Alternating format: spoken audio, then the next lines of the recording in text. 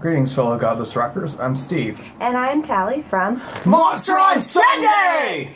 In this week's band vlog, we answer the question, are you guys Satanists? Unlike Christians who assume that just because we're atheists, somehow that means we don robes, draw pentagrams on the floor, and worship Satan, we actually did some research and really delve into this topic. Do Satanists worship the devil?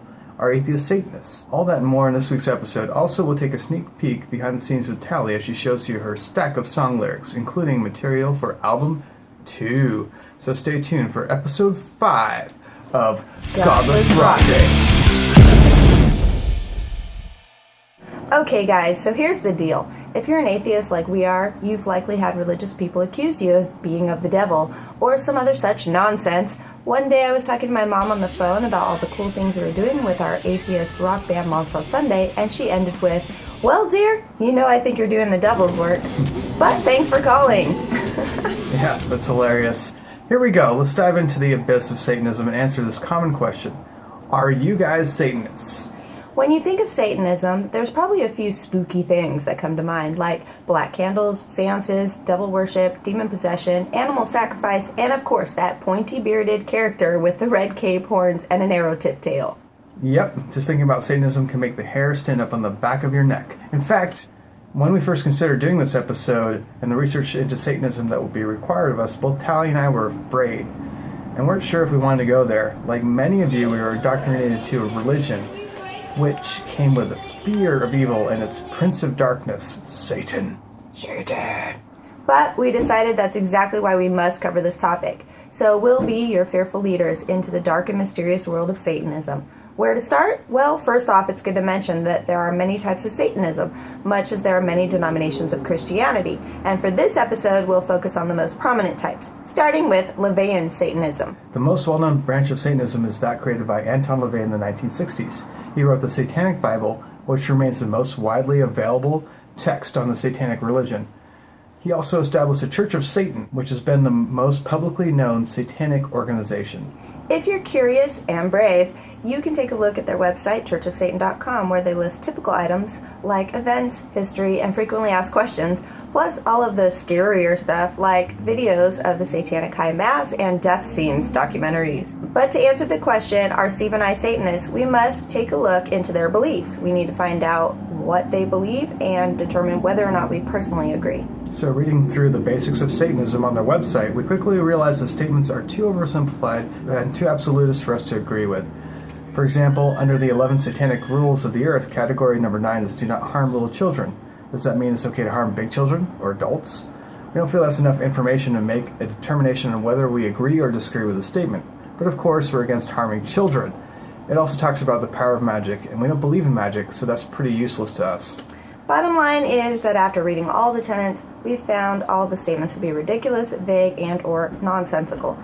Therefore, we disagree with all the statements. So as far as Laveyan Satanism goes, we definitely are not Satanists. Something important that we've learned about Satanism is that according to LaVey, Satanism is atheistic. Neither God nor Satan are actual beings. Instead, Satan is a symbol representing the qualities embraced by Satanists. The only God in Laveyan Satanism is the Satanist himself. Satanism is a celebration of the self. It encourages people to seek their own truths, indulge in desires without the fear of social taboos, and perfect the self. And those are ideas that we can definitely agree with. But there's another Satanist group that's near and dear to our hearts called the Satanic Temple, co-founded by Malcolm Jerry and Lucian Greaves, who described their brand as progressive and updated version of Laveyan Satanism. It's a brand new wave of rationalistic Satanism. In 2013, the Satanic Temple first gained notoriety when they assembled at the Florida State Capitol to show approval of a bill signed into law which allows student-led prayer at school assemblies. A Satanic Temple fully supports Governor Scott's proposal and is planning to hold a rally later this month. That's right, Satanists pushing for prayer and backing a Tea Party favorite. The bill did not specify a religion, so the prayer could be led by a student from any religion, including Satanism. They have since gone on to do dramatic Planned Parenthood counter-protests, fight to protect children in schools from abuses like corporal punishment, and they asked to have a satanic monument erected next to the Ten Commandments at the Oklahoma State Capitol, in which they successfully helped to remove the Ten Commandments monument from government property. Yes, these guys are badasses on the front lines fighting for church-state separation. We are also responsible for effectively stopping religious propaganda from being distributed to students in Florida by putting satanic coloring books in schools to make the point that religion does not belong there. Now, these are Satanists we can get behind. The Satanic Temple can really change things regarding church-state separation and execute this more effectively than many of the other atheist groups by simply bringing Satan into the equation and scaring the religious into realizing that maybe a wall of separation is not such a bad idea after all. So kudos to them. Also, they do not believe in magic, so that's another win. Reading through their 7 tenets, we feel they seem to promote compassion, empathy, justice, wisdom, freedom of speech, science, reason, and personal growth. All things we agree with. And these tenets definitely are morally superior to the 10 Commandments. Personally, as I identify as a pessimist, I find the tenets to be a bit sickeningly positive and optimistic, much like the Humanist Manifesto. However, we would have to say that we mostly agree with the tenets. So the answer is moved to yes! We are Satanists after all. At least this specific brand anyway. But really, the tenets are just good things to strive for, which we inherently do anyway. I'm not big on moral tenets in general because I find them too restrictive and not relative enough. But in this case, I think the ideas are basic enough that anyone should be able to get behind them. Though I think we'll be sticking with the atheist title as it better fits our position on the topic and should cause less confusion with the religious as to what our band is all about. So, we are no longer afraid of Satanists. Yay! They're just people who use Satan as a symbol to shock others, open minds, and affect positive change in the world. In fact, one of our friends is really into this brand of Satanism, Steve Hill, who tore down the house with his comedy routine on our album release night. Hi, Steve! What's up, Godless Rockers out there? Welcome to the dark side. My name is Steve Hill, a.k.a. Satan, and I'm the co-chapter head for the Satanic Temple Los Angeles chapter, and I want you to be on the lookout coming to a comedy club near you. The first ever Satanic Temple comedy tour. Don't forget, Hail Satan. Thanks, Steve Hill. So, on to the Satan and music front. One cool thing that we learned about the Church of Satan is that Anton LaVey was a musician, which is really cool. You go on their website, you can see a tab that's totally devoted to music. But once we clicked on it, sorry Anton, if you wanted to please the devil, you kind of chose the wrong instrument. I mean, check this out.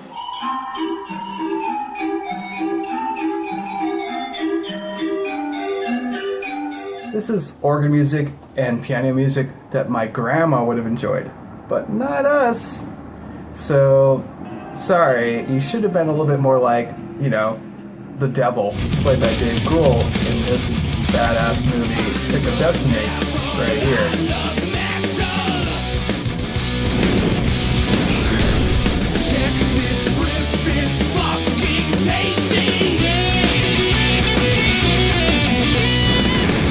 Thanks, Dave Grohl, for showing us how the devil should be represented in music. I'm sure you guys are familiar with how Christians view certain rock musicians and bands such as Marilyn Manson and Ozzy Osbourne, or certain music genres like black metal. They basically think they are all Satanists. Well, Ozzy Osbourne is religious, as we pointed out in episode 1. And as for Marilyn Manson, let's take a listen from the horse's mouth. You're a minister in the Church of Satan, right? No, not necessarily. That was something earlier. No. It was a friend of mine who's now dead, who was a philosopher that I thought that I learned a lot from, and that was a title that I was given to. In America, Satanism is sensationalized and kind of misunderstood, and people associate it with worshiping the devil and things like that. But it's really a philosophy about individuality and self-preservation. It's about, being your own God. That's a lot of the things that I've agreed with. So by no means is that, the only idea that I associate myself with, because I incorporate a lot of different philosophies into what I'm about, including Christianity. There's a lot of valuable lessons to be learned from the Bible. I just feel that the way a lot of people interpret it, particularly in the USA, is very hypocritical. So he does seem to prescribe to the Church of Satan's philosophies, but that still doesn't mean that he's Christian's idea of a Satanist. As far as black metal, well, we can't understand what they're saying through all the screaming and growling, so fuck it, who knows?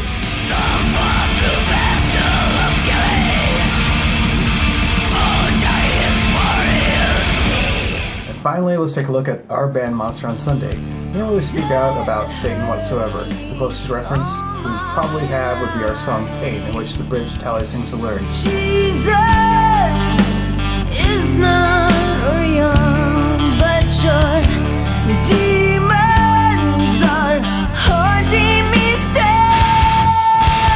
Hey, whoa. But that was meant in a metaphorical way to describe the mental and emotional pain and anguish she still sometimes feels from the ordeal described in the song, which is about the lasting trauma that childhood indoctrination can cause to a person. Yes, the lyrics in that song are some of the most personal to me on our Baby Eater album. I always make sure to focus my lyrics on atheistic themes, injecting them with the values we have as atheists, such as science, critical thinking, and believing in yourself. If you have your own ideas about Satanism versus atheism in music, please comment below. Speaking of atheist music, it's time to go behind the scenes with Monster on Sunday. Check out what I've been up to this week.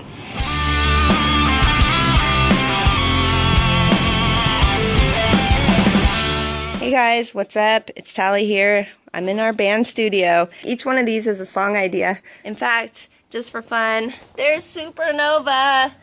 I'm really excited about that new song for album 2. This is the craziness that goes on. Look at my horrible notes. Look at this. This is the craziness of what goes on. Look, this is a typical song right here. Look at all this. Man, so many song ideas that have just tons of pages and pages of work that goes into trying to hone that one song idea. I have more lyrical ideas here. Look at this. And they're each more song ideas that we've had over the years. A lot of them didn't work. A lot of them do work. For example, look, I was going to do a song called Faith. And it just didn't really work out.